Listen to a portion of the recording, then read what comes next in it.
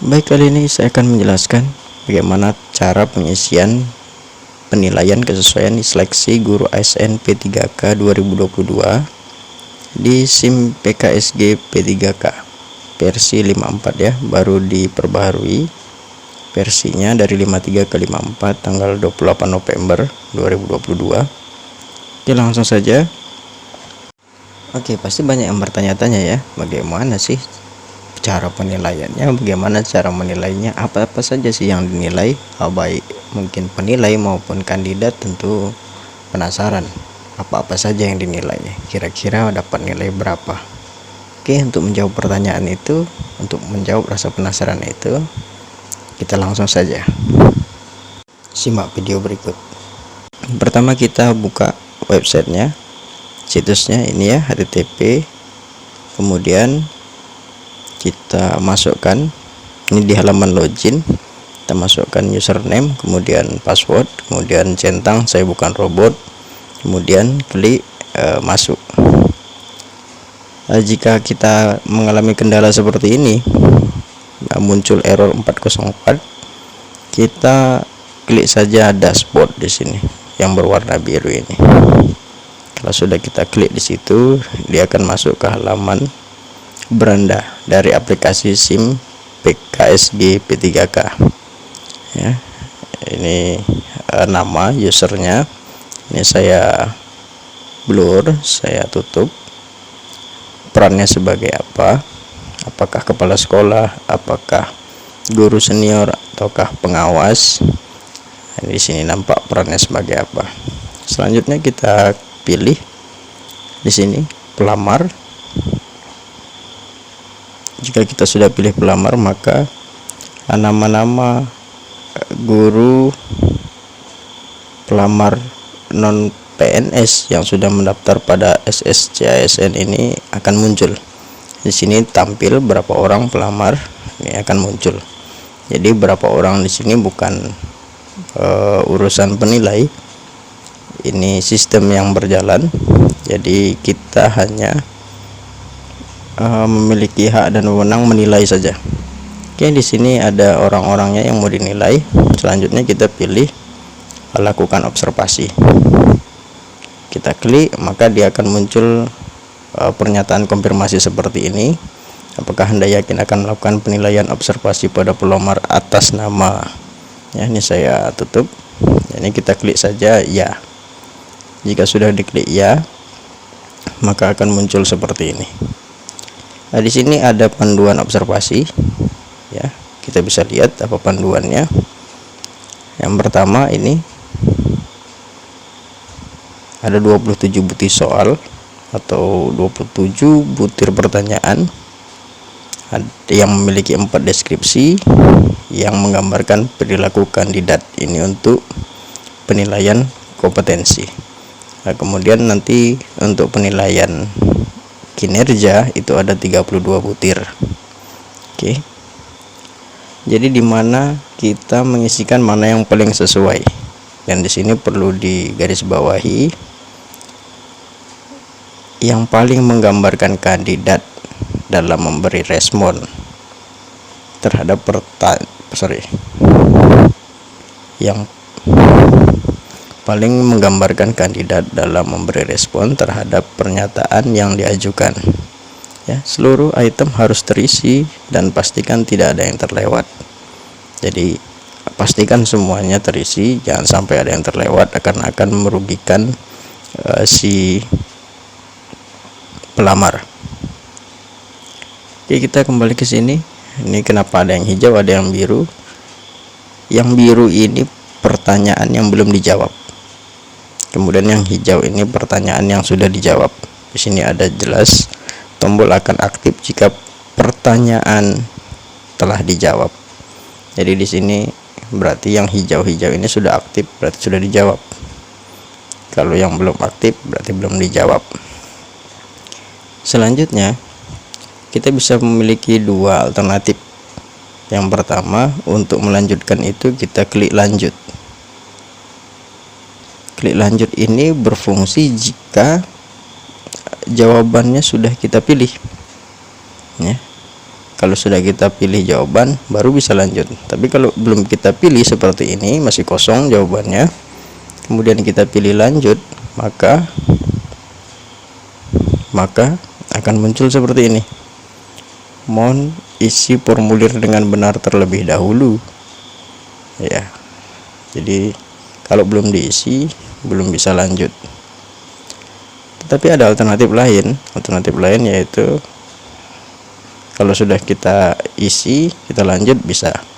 Tapi kalau kita mau pakai alternatif lain, kita arahkan saja kursor ke nomor yang kita ingin jawab. Kemudian kita klik saja. Jadi seperti ini misalnya, nomor 2 belum dijawab, tapi kita sudah bisa ke nomor 3 karena kita pilih nomor 3 di kotak pilihan soal ini. Oke, kita lanjut. Jadi di sini saya juga ingin membahas tentang apa-apa saja sih yang diobservasi atau yang diamati oleh tim penilai terhadap pelamar P3K 2022 untuk formasi guru ya. Yang pertama soalnya, dalam berinteraksi dengan rekan guru lain, kandidat cenderung menunjukkan perilaku. Ya, di sini ada interaksi dengan semua guru di dalam dan di luar sekolah. Ada kemudian interaksi dengan guru lain sebatas urusan sekolah saja. Ada menghindari interaksi yang berbeda agama atau etnis, atau melakukan interaksi sebatas dengan rekan guru yang meja kerjanya berdekatan. Jadi ini dijawab oleh tim penilai berdasarkan pengamatan, atau kalau memang mau dilaksanakan si pelamar juga ada di tempat penilaian, bisa ditanyakan langsung dengan cara wawancara ya. Jadi ini caranya dipilih saja salah satu jawaban itu, mana yang paling menggambarkan si kandidat. Jadi ini berkaitan dengan kompetensi sosial ya, sosial dan kepribadian. Oke, selanjutnya nomor 2. Dalam membuat kesepakatan kelas untuk mewujudkan kenyamanan dan keamanan belajar, kandidat cenderung ya. Jadi ini luar biasa sekali ya. Ini membuat kesepakatan kelas ini sudah mulai booming ya, sudah mulai dikenal luas. Jadi kalau dulu namanya peraturan kelas, sekarang sedikit bergeser menjadi kesepakatan kelas. Jadi kesepakatan kelas itu bersumber dari seluruh warga kelas dan berlaku untuk seluruh warga kelas. Jadi yang ada di sana adalah konsekuensi. Jadi di awal kita sudah memberikan gambaran, semua warga kelas memberikan gambaran tentang kelas yang diinginkan, kemudian menetapkan kesepakatan bersama, berikut konsekuensinya. Jadi jika ada yang melanggar, maka ya otomatis konsekuensi itu dijalankan. Kalau dulu kita menggunakan peraturan kelas, seolah-olah itu sepihak dari guru saja. Jadi buat seperti ini, boleh ini, tidak boleh ini, itu hanya dari guru. Sementara siswa seperti objek saja. Jadi di pendidikan saat ini itu siswa dilibatkan secara aktif, sangat berpihak pendidikan itu kepada murid atau kepada siswa. Kalau Anda adalah pelamar dari lulusan atau alumni guru penggerak, ini pasti sudah biasa melakukan ini ya. Atau ada guru penggerak di sekolah Anda yang sudah memberikan berbagi praktik baik, memberikan mungkin IHT atau memberikan satu situasi membagi pengalaman, kemudian memberikan langkah-langkahnya, menuntun kita, membimbing kita. Itu Anda sangat beruntung sekali, karena tidak semua sekolah mengerti tentang kesepakatan kelas. Tidak semua guru paham tentang itu, karena tidak semua mendapat kesempatan yang sama dalam mempelajari sesuatu hal yang baru. Selanjutnya ini tentang perencanaan pembelajaran ya, tentang RPP. Jadi di sini ada pilihannya tentang asesmen ya. Ini untuk kurikulum merdeka, ini sangat penting, asesmen kognitif maupun non kognitif. Ini juga ditekankan di awal. Jadi selain kesepakatan kelas, asesmen di awal baik kognitif maupun non kognitif terhadap murid atau peserta didik atau siswa itu sangat penting untuk mendapatkan informasi awal tentang kondisi siswa itu, baik dari gaya belajarnya, profil belajarnya, maupun minat bakatnya, kemudian kesiapan belajarnya, bagaimana kehidupan sosialnya, bagaimana keluarganya, bagaimana karakter dan sifatnya.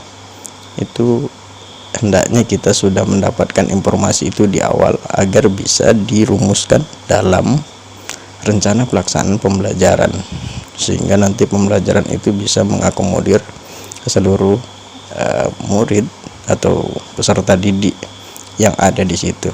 Nanti arahnya ke diferensiasi pembelajaran. Selanjutnya refleksi. Ini kemampuan refleksi ya, dalam melakukan refleksi pembelajaran untuk mengetahui aspek kekuatan dan kelemahan sebagai pendidik. Jadi pendidik ini untuk merefleksi kekuatan dan kelemahan dirinya, apa biasanya yang dilakukan? Apakah hanya di akhir semester? Apakah saat menemui kendala? Apa saat diminta kepala sekolah saja? Atau memang sudah dijadwalkan secara berkala dengan kesadaran sendiri dan kemandirian?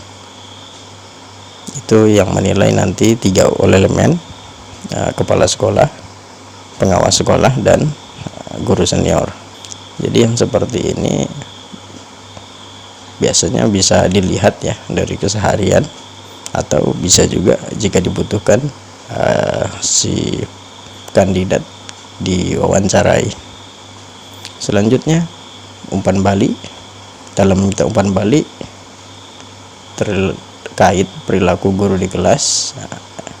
Jadi ini biasanya terlihat pada saat supervisi ya, baik oleh kepala sekolah maupun guru-guru yang diwewenangkan oleh kepala sekolah untuk melakukan supervisi. Jadi terlihat di sana. Tapi itu pun jika diperlukan, maka penilai baik pengawas, guru senior maupun kepala sekolah itu berhak meminta si kandidat praktik mengajar. Jadi tidak masalah ya, ada daerah yang ini kenapa harus micro teaching, ada yang tidak perlu. Itu terserah atau bergantung kepada penilai. Kalau penilai merasa perlu itu dilakukan, tidak ada masalah. Dan jika penilai merasa itu sudah dilihatnya sehari-hari, tidak perlu dilakukan pada saat observasi, juga tidak masalah. Kita lanjut.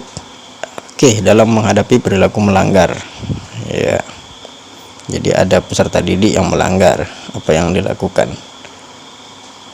Apakah dia membandingkan dengan yang lain? Apakah dia mengajak peserta didik itu untuk berefleksi tentang pelanggarannya dan mengacu pada kesepakatan kelas yang telah dibentuk di awal tadi? Jadi ini pertanyaannya saling berkaitan ya. Jadi kita harapkan guru-guru itu sudah membuat kesepakatan kelas di awal, kemudian asesmen untuk merumuskan rencana pelaksanaan pembelajaran, baru refleksi di setiap pembelajaran. Jadi kalau ada hal-hal yang muncul seperti ini, kembali ke sana, merujuk ke sana. Jadi mengacu pada kesepakatan kelas, atau memberi hukuman saja. Pokoknya kalau melanggar hukum terserah gurunya mau dihukum bagaimana, atau melakukan tindakan untuk menyelesaikan masalah akibat pelanggarannya. Jadi dilepas saja, peserta didik dibiarkan saja urus masalah itu sendiri, selesaikan sendiri. Jadi guru ini masuk kategori yang mana? Kita lanjut. Oke, tentang kebijakan sekolah. Dalam merespon kebijakan sekolah, kandidat cenderung bagaimana? Menerima jika berdampak baik bagi dirinya, menceritakan banyak kekhawatiran, ya. Yang menerima ini lebih banyak khawatirnya, atau memberikan pertimbangan kemungkinan dampak dari kebijakan sekolah. Jadi kalau begini dampaknya apa? Kalau rencana yang B dampaknya apa? Apakah dia seperti itu, atau terima-terima saja, atau asal ada kebijakan baru khawatir, atau diam saja? Ada yang baru, kebijakan baru, ya dia diam saja, nggak ada ya diam saja. Itu tim penilai. Ini umpan balik. Dalam menerima umpan balik dari rekan sejawat, kandidat cenderung menunjukkan sikap yang bagaimana? Ini ada pilihannya. Meminta guru lain untuk tidak hanya memberikan umpan balik, jadi nggak terima dia, jangan saya saja tuh, orang lain lah dikasih juga umpan baliknya. Atau dia kategorikan, dia klasifikasikan umpan balik yang diterima. Jadi untuk mengidentifikasi, oh ini positif, oh ini kekurangan yang harus ditingkatkan. Atau membahas umpan balik dengan guru lain yang dianggap benar atau salah, jadi dibahas, oh itu betul, ini salah. Atau menanggapi umpan balik yang diberikan dengan memberikan alasan pembenaran. Iya betul, begini, tapi aku tuh buat, atau saya buat seperti ini karena ini. Jadi tidak mau disalahkan, pokoknya sikapnya selalu benar, apa yang dipilihnya selalu benar. Oke, nanti penilai akan memilih kecenderungannya si kandidat ke sikap yang mana. Selanjutnya, ini melibatkan orang tua. Kandidat yang mana? Apakah mengajak diskusi tentang nilai, atau menghubungi orang tua jika ada masalah saja, atau membuat grup WA untuk komunikasi, atau melibatkan orang tua di berbagai kegiatan sekolah, kepanitiaan, kerja bakti, atau kegiatan lainnya. Selanjutnya, melaksanakan pembelajaran. Kandidat cenderung, ini bisa dilihat dari proses pembelajarannya, apakah dia mengajukan pertanyaan agar pembelajaran menjadi aktif, apakah menjelaskan secara interaktif sehingga terbentuk pembelajaran yang aktif, atau mencoba banyak variasi. Di sini kita lihat ada diferensiasi agar semua murid terlibat aktif, atau memberikan penjelasan pelajaran seperti buku pelajaran atau LKS saja, begitu di buku begitu saja disampaikan. Oke, kita lanjut. Oke, rapat mingguan sekolah. Kandidat cenderung menunjukkan perilaku yang mana? Apakah menyanggah terus, apakah bersifat pasif, atau menyimak dan menyampaikan tanggapan sesuai kesempatan. Kalau diberikan kesempatan dia tanggapi, kalau ada kesempatan ditanggapi, tapi saat dipaparkan dia menyimak, atau melakukan konfirmasi tentang satu pendapat atau keputusan. Jadi kalau sudah diputuskan atau pendapat, dia bertanya, maksudnya bagaimana, penjelasannya bagaimana, kira-kira seperti itu. Oke, dalam memperbaiki interaksi yang berorientasi pada peserta didik, kandidat cenderung sesegera mungkin melakukan perubahan atau mengidentifikasi praktik baik dari rekan guru lain yang berorientasi pada peserta didik, atau meminta petunjuk kepada kepala sekolah terkait perubahan yang akan dilakukan. Kemudian menjalin kerjasama dengan masyarakat sekitar, bagaimana?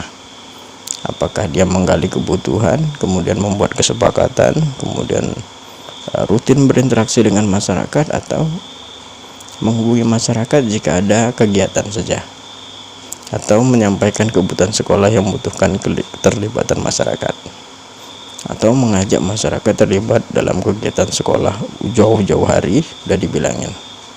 Jadi dia cenderung yang mana tipikalnya. Kemudian Untuk meningkatkan keterampilan dan kemampuan baru, biasanya si kandidat ini bagaimana? Apakah dia mengikuti pelatihan dengan narasumber yang harus ahli, mumpuni? Apakah melakukan diskusi dengan guru lain tentang kira-kira apa ya pelatihan yang cocok untuk saya, atau kira-kira pelatihan apa ya yang dibutuhkan, atau mencari pelatihan yang sesuai dengan persoalan pembelajaran di kelas. Jadi dia tidak pala harus diskusi, dia amati kelasnya, dia butuhnya apa, dia cari pelatihan itu. Atau memilih pelatihan berdasarkan promosi, jadi ada selebaran, brosur, iklan, banyak ya pelatihan-pelatihan sekarang itu. Dia ikut berdasarkan ada promosi-promosi seperti itu. Oke, lanjut. Dalam mencari inspirasi pembelajaran untuk diterapkan di kelasnya, ya cenderung bagaimana si kandidat? Apakah mencari inspirasi dari guru dengan mata pelajaran yang sama, atau mencari inspirasi pembelajaran yang realistis karena sesuai kondisi sekolah dan peserta didik, atau menunggu saja, memilih menunggu instruksi saja daripada mencari inspirasi sendiri, atau mencari inspirasi yang berasal dari guru satu jenjang saja. Pokoknya kalau dia kelas 7 kelas 7 saja, atau kalau SMA saja, kira-kira seperti itu. Kemudian dalam memutuskan memberi bantuan, kandidat biasanya bagaimana? Apakah dia membantu jika beririsan dengan pekerjaan, intinya berkaitan dengan pekerjaan dirinya baru dia mau bantu, atau kalau dapat perintah, bolak-balik diperintah dari atasan baru dibantu, atau mana pekerjaan yang kira-kira berpengaruh terhadap dirinya dia kerjakan, atau dia bantu saja dengan inisiatifnya sendiri sesuai keahliannya. Oke, kita lanjut. Dalam hal mengembangkan kompetensi guru, kandidat cenderung menunjukkan perilaku. Apakah dia mengikuti pelatihan membangun atau pengembangan guru fokus? Apakah dari instruksi kepala sekolah saja, atau diabaikan saja, ada pelatihan pun tidak mau ikut dengan alasan sibuk, banyak pekerjaan, atau inisiatif mandiri untuk cari sendiri pelatihan yang diperlukannya, kemudian untuk mengembangkan kompetensinya, atau mengikuti arah guru senior dengan jam terbang tinggi. Kalau guru seniornya ikut, dia ikut; kalau guru seniornya nggak ikut, dia nggak ikut. Oke, kita lanjut. Dalam menilai apakah pembelajaran sudah berorientasi pada peserta didik, apakah si kandidat mengadakan sesi refleksi, meminta umpan balik dari peserta didik, kepala sekolah, dan guru? Apakah cukup meminta masukan dari kepala sekolah? Apakah membagikan angket di akhir semester kepada peserta didik saja? Apakah mencatat praktik pembelajaran yang belum berorientasi pada peserta didik, dia evaluasi sendiri? Jadi kandidat ini cenderung yang mana? Selanjutnya, dalam interaksi yang berorientasi pada peserta didik, apakah interaksi ini dilakukan di akhir pembelajaran, memberikan umpan balik tentang interaksi mereka bagaimana, atau membandingkan respon peserta didik yang diterima dengan respon peserta didik terhadap guru yang lain? Oh, si murid ini kalau sama guru ini begini, sama saya begini. Atau mengevaluasi diri sendiri untuk mengidentifikasi perilaku positif atau negatif terkait dengan interaksinya dengan peserta didik. Atau dia hanya pada akhir semester memberikan angket untuk diisi oleh peserta didik terkait perilaku dia bagaimana selama ini. Oke, kita lanjut. Dalam membantu guru lain membuat RPP yang berorientasi pada murid, biasanya bagaimana? Apakah si kandidat membagikan praktik baik dalam merancang rencana pelaksanaan pembelajarannya, jadi dibagi saja? Apakah dia gali kebutuhan, diskusi, kemudian membuat RPP yang berorientasi pada murid, atau memberikan rencana pelaksanaan pembelajaran miliknya, dikasih saja copy paste biar supaya kawan-kawannya cepat selesai? Atau dia modelnya memberikan rekomendasi metode media pembelajaran yang sedang booming, sedang marak digunakan, pakai ini, lagi tren ini, guru ini, kandidat ini masuk kategori yang mana? Selanjutnya,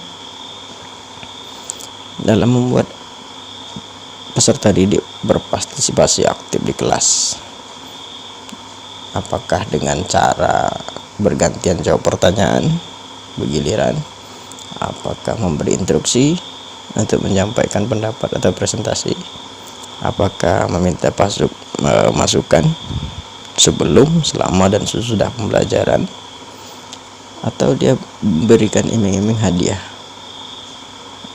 agar aktif sesuai harapan. Jadi yang aktif dikasih hadiah. Jadi yang mana guru tersebut? Ya. Lanjut, dalam membantu menyelesaikan tugas guru yang lain agar target tercapai, bagaimana perilakunya? Apakah mendampingi rekan yang perlu bantuan agar bisa menyelesaikan tugasnya, atau membantu tugas rekan sejawat guru selama sesuai kompetensinya? Jadi ini beda ya, ini mendampingi, ini membantu. Jadi mendampingi ini kapan diperlukan, kita ada, kalau kita perlu ditanya kita jawab, ada yang perlu diajarkan, ada yang perlu dibagi, kita berbagi. Kalau membantu ini kita yang ngerjakan, si guru itu dikerjakannya aja tanpa si rekan yang mau menyelesaikan tugasnya tadi ikut terlibat di dalamnya. Atau membantu tugas ini hampir sama, tapi sesuai ada kesempatan aja. Kalau sempat dibantu, kalau enggak ya sudah. Kalau yang di atas tadi bisa atau enggak, kalau enggak mampu dia enggak mau bantu, atau yang bukan kompetensinya dia enggak mau bantu. Misalnya ada guru seni, kemudian saya guru matematika, itu bukan kompetensi saya itu, padahal mungkin dia bisa, tapi dia tidak membantu karena tak sesuai dengan kompetensinya. Atau membantu setiap tugas rekan guru yang menurutnya bisa dibantu, pilih-pilih saja mana yang bisa dibantu gitu. Oke, nanti penilai akan menilai mana yang paling sesuai. 23. Oke, dalam merancang struktur alur pengetahuan dalam satu masa pembelajaran, bagaimana kira-kira? Apakah mengikuti saja alur konsep yang ada, atau meminta masukan dari guru lain, atau menganalisis terlebih dahulu tentang kesulitan konsep yang ada, kemudian baru dibuat struktur dan alurnya, atau mengikuti struktur alur konsep pada perencanaan yang sudah disusun guru lain. Jadi ya udahlah, tinggal punya kawan ada, tinggal pakai saja. Dalam menerima evaluasi hasil supervisi kepala sekolah, kandidat ini bagaimana? Apakah mendengarkan umpan balik dengan mendiskusikan tindak lanjut perbaikannya, atau mendengarkan umpan balik dan memberikan alasan pembenaran bahwa yang dilakukan itu benar, alasannya begini, atau dengan respon menerima, oke, terima saja, dengarkan umpan balik, ya diterima saja, atau mengikuti saran yang diberikan tentang hasil supervisi. Jadi ini mendiskusikannya, kalau ini apa yang disarankan diikuti saja tanpa ada diskusi. Oke, selanjutnya dalam melakukan perencanaan pembelajaran berbasis kompetensi peserta didik. Oke, apakah guru memberikan kebebasan untuk memilih pembelajaran yang diinginkannya, atau memberikan dari kompetensi yang paling rendah? Semua sama, dari kompetensi yang paling dasar, mau yang pintar, mau yang kurang pintar, atau ada yang cepat, ada yang kurang cepat, semua sama, dimulai dari sama. Atau menetapkan target pencapaian kompetensi yang sama untuk semua peserta didik. Pencapaian kompetensinya harus sama, A, si B, si C harus sama, yang bakatnya berbeda harus sama, yang kesenangannya berbeda harus sama. Atau memberikan pembelajaran yang bervariasi berdasarkan kompetensi awal peserta didik. Ini kompetensi awal ini bisa didapat dari asesmen. Jadi mana kecenderungan si kandidat itu nanti akan dinilai oleh penilai. Selanjutnya dalam melakukan asesmen untuk membantu pengembangan kompetensi peserta didik, bagaimana? Apakah memberikan jam tambahan? Bagi yang nilainya rendah dikasih jam tambahan, les tambahan misalnya, atau remedial. Pokoknya yang rendah remedial semua. Kalau besok rendah lagi, remedial lagi. Atau menyediakan sumber belajar baru yang menarik. Ini rendah nilainya, kasih bahan yang baru, entah dia butuh atau tidak, atau sumber belajarkah yang bermasalah, atau cara penyampaian pembelajarannya yang kurang tepat. Yang penting diberi sumber yang baru. Atau mengajak peserta didik diskusi tentang hasil nilai untuk perbaikan belajar dan pembelajaran. Jadi anak yang nilainya rendah diajak diskusi untuk perbaikan bagaimana ke depannya, seperti apa pembelajaran yang diinginkannya, di mana kesulitannya, di mana kendalanya. Oke, nanti Bapak Ibu akan dinilai sesuai dengan pengamatan atau observasi yang dilakukan oleh guru senior, pengawas sekolah, dan kepala sekolah. Selanjutnya, terakhir 27, dalam mengenali penguasaan kompetensi peserta didik, kandidat cenderung apakah mengacu pada asesmen atau hasil asesmen diagnostik awal masa pembelajaran, atau mengacu pada nilai semester sebelumnya, atau mempertimbangkan masukan dari guru sebelumnya, atau mengacu pada jenjang kelas dari peserta didik. Yang mana yang sesuai? Oke, jika sudah diisi semua, ini nanti yang biru ini akan berubah jadi warna hijau. Ini untuk kompetensi. Jadi untuk kompetensi kita tahu bersama bahwa untuk guru itu ada 4 kompetensi. Jadi pedagogik, profesional, kemudian sosial, dan kepribadian. Jadi 27 pertanyaan tadi mewakili 4 kompetensi itu. Selanjutnya kita ke penilaian kinerja. Ya, penilaian kinerja ini ada 32 item. Jadi kalau dia sangat tidak setuju, ini poinnya 1. Kemudian kalau dia tidak setuju, poinnya 2. Setuju, poinnya 3. Sangat setuju, poinnya 4. Jadi semua nih pertanyaan ini jawabannya 4 ini. Ya, bagaimana kinerjanya seputar 4 ini? Apakah tidak setuju, atau sangat tidak setuju, setuju, atau sangat setuju? Ada 4 kemungkinan. Jadi sepertinya ini pertanyaan yang positif ya. Kalau dia sangat setuju, berarti nilainya lebih tinggi, sangat tinggi atau tertinggi itu sangat setuju. Kalau sangat tidak setuju itu berarti nilai terendah atau 1. Oke. Yang pertama, guru menerima perbedaan pendapat yang dikemukakan rekan sejawat. Bagaimana si guru ini? Kemudian memulai dan mengakhiri pembelajaran sesuai dengan jadwal, apakah tertib, disiplin. Kemudian apakah terlibat aktif, apakah mau di kepanitiaan, apakah mau diberi tugas tambahan, kemudian hal-hal lain.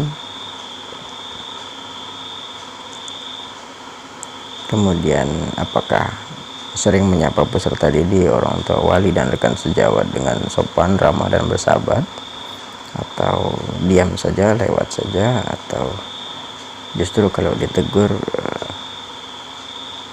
tidak responsif gitu ya. Ini 4 ini juga pilihannya, setuju, sangat setuju, tidak setuju, atau sangat tidak setuju. Kemudian apakah guru merespon cepat dan tepat permasalahan yang terjadi pada peserta didik. Selanjutnya, guru menyusun rencana pembelajaran sesuai dengan karakteristik peserta didik. Kemudian guru menerima kritik dan saran yang diberikan oleh rekan sejawat, kepala sekolah, orang tua, wali, dan peserta didik. Nerima enggak gitu ya. Di sini misalnya sangat setuju ya, sangat setuju aja, dipilih. Selanjutnya, memberikan umpan balik. Kemudian apakah menerima, tadi memberikan ya, apakah menerima dari evaluasi yang diberikan. Kemudian apakah dia memperbaiki kesalahan. Kemudian apakah yang bersangkutan menyadari kesalahan atau kelalaiannya. Apakah yang bersangkutan menjalankan tugas yang telah direncanakan dengan tanggung jawab. Apakah guru menyusun pembelajaran yang kolaboratif antar mata pelajaran dan rekan sejawat. Nah, itu dipilih kesesuaiannya. Kemudian apakah memberi motivasi sesuai dengan minat, bakat, dan cita-cita peserta didik, atau memotivasi dengan keinginannya. Mana yang suka itu yang dimotivasi, mana yang tidak ya sudah biarkan saja. Atau guru aktif menyampaikan pertanyaan pemantik atau langsung aja mengajar begini ya, atau ada pertanyaan pemantiknya. Kemudian guru melaporkan nilai hasil belajar sesuai dengan waktu yang ditentukan, atau tak punya nilai, atau terlambat nilainya, atau memang tidak pernah menilai. Itu akan dilihat kesesuaiannya. Kemudian apakah guru yang bersangkutan juga membimbing dan melatih peserta didik. Kemudian apakah menggunakan bahasa yang santun dan mudah dimengerti baik orang tua, wali, peserta didik, dan rekan sejawat.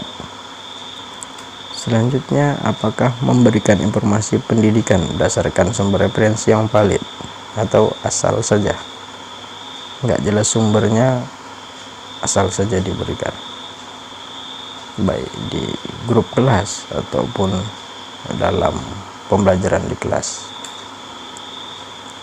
Apakah guru bersangkutan memperlakukan sama peserta didik atau ada pembedaan dari ras, sosial, ekonomi, maupun gender, ada beda-beda atau sama saja. Kemudian apakah yang bersangkutan memiliki langkah nyata untuk mencapai tujuan di setiap proses pembelajaran dan pengembangan dirinya sendiri. Selanjutnya, apakah melaksanakan pembelajaran sesuai dengan RPP yang telah disusun. Jadi ini RPP ini kalau diperlukan oleh penilai, kembali lagi tadi ya, kalau diperlukan oleh penilai, guru senior, kepala sekolah, maupun pengawas, diminta dokumen RPP-nya, ya tidak masalah. Tapi kalau tidak diminta, hanya ditanya saja apakah ada RPP-nya, juga tidak masalah. Atau tidak juga ditanya, karena mungkin selama ini sudah rutin RPP itu dicek oleh kepala sekolah, sudah rutin disupervisi, jadi tidak perlu lagi dilihat RPP-nya, dokumennya itu ya tidak masalah. Itu tergantung penilai ya. Selanjutnya, apakah memprioritaskan penyelesaian tugas yang menjadi tanggung jawab utamanya atau sesuai dengan tupoksi, atau tugas yang lain-lain yang dikerjakannya dulu. Oke, selanjutnya memberikan pendapat disertai dengan penjelasan yang dipahami peserta didik, orang tua, wali, dengan sejawat. Kemudian, apakah mengoptimalkan waktu yang ada, apakah memberikan kesempatan yang sama, pendapat, ide, dan memperhatikan karakter peserta didik, apakah terbuka dan profesional, atau anti kritik, atau sangat tertutup, tidak mau dikritik. Pokoknya kalau sudah ini ya sudah ini, orang mau bilang apa terserah, atau terbuka, orang mau bilang apa ditampung semua. Atau mungkin kalau orang menyampaikan umpan balik, justru dia marah-marah ya. Jadi nanti dinilai kesesuaiannya. Apakah mengomunikasikan hasil belajar kepada peserta didik dan orang tua wali secara berkala, rutin tidak dilaporkan, hasil ulangannya bagaimana, nilai hariannya bagaimana, disampaikan enggak sama orang tuanya, disampaikan enggak sama peserta didiknya. Kalau rutin, berapa rutin, atau hanya nunggu bagi rapot saja baru dibagikan, baru diberikan, atau setiap ada ulangan, ujian, kemudian asesmen formatif ataupun sumatif, semuanya dilaporkan kepada orang tua dan peserta didik. Itu nanti dinilai oleh penilai. Apakah menentukan tujuan yang akan dicapai? Kemudian, apakah memanfaatkan lingkungan sekitar untuk menjelaskan konsep pembelajaran? Diberdayakan enggak lingkungan sekitar, berbasis lingkungan atau tidak? Kemudian, mendengarkan dengan seksama permasalahan yang terjadi pada peserta didik atau cuek-cuek saja, atau didengarkan tapi ya sekedar mendengarkan saja, tidak memahami, atau mendengarkan dengan seksama, berusaha memberikan motivasi, coaching, dukungan, solusi, atau sama sekali tidak mau mendengarkan permasalahan yang terjadi pada peserta didik. Oke, pertanyaan terakhir, guru berkolaborasi dengan rekan sejawat dalam pembelajaran yang berorientasi pada peserta didik. Jadi kadang-kadang bisa saja berkolaborasi agar pembelajaran itu lebih berpihak pada murid kita, lebih perfect, lebih sempurna, lebih luar biasa hasilnya. Karena mungkin ide-ide dia akan sempurna jika ditambah ide rekan-rekan lain, atau biasa sendiri saja. Oke, jadi ini 32 pertanyaan untuk penilaian kinerja. Jadi kalau kita buka nanti kandidat yang lain, soalnya ini tetap ini, tetapi nomor urutnya berubah gitu ya, teracak secara otomatis. Kalau substansi pertanyaannya tetap, tapi nomor urutnya berubah. Bahkan kalau kita belum selesai di satu kandidat, kemudian kita logout, login lagi di kandidat yang sama, itu susunannya sudah berubah. Yang tadinya nomor 1 mungkin jadi nomor 9 dan seterusnya. Jika sudah selesai, maka akan muncul pernyataan seperti ini: terima kasih, Anda telah menyelesaikan observasi ini. Ini setelah memilih jawaban terakhir di soal terakhir, kemudian lanjutkan, maka akan muncul info seperti ini.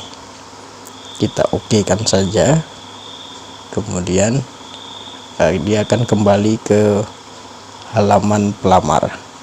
Jadi bedanya yang sudah dinilai seperti ini, warnanya di sekelilingnya berwarna biru, yang belum dinilai masih putih seperti ini. Oke, mungkin demikian yang bisa kami informasikan, kami bagi. Semoga bermanfaat, semoga lulus para kandidat. Selamat bekerja bagi para penilai. Terima kasih.